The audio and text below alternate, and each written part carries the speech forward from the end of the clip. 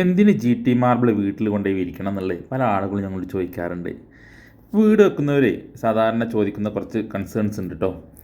അവർക്ക് കുറഞ്ഞ വിലയിൽ നല്ല ക്വാളിറ്റി ലൈറ്റ് കളറ് കംപ്ലൈൻറ്റോ കാര്യങ്ങളൊന്നും ഇല്ലാത്ത മെറ്റീരിയൽ കിട്ടണമെന്നുണ്ടെങ്കിൽ ഇന്ത്യൻ മാർബിൾസിൽ ഇപ്പോൾ ഈ പറഞ്ഞ കാര്യങ്ങളെല്ലാം കൂടെ ഒരുമിച്ച് വരുന്ന ഒരൊറ്റ കല്ല് മാത്രമേ ഉള്ളൂ. നമുക്കൊരു മീഡിയം റേഞ്ചിൽ ഒരു 86 രൂപ റേഞ്ചിലൊക്കെ മെറ്റീരിയൽ കിട്ടും. നല്ല സ്ലാബ് സൈസ് ഉണ്ടാവും, നല്ല ക്വാളിറ്റി ഉണ്ടാവും.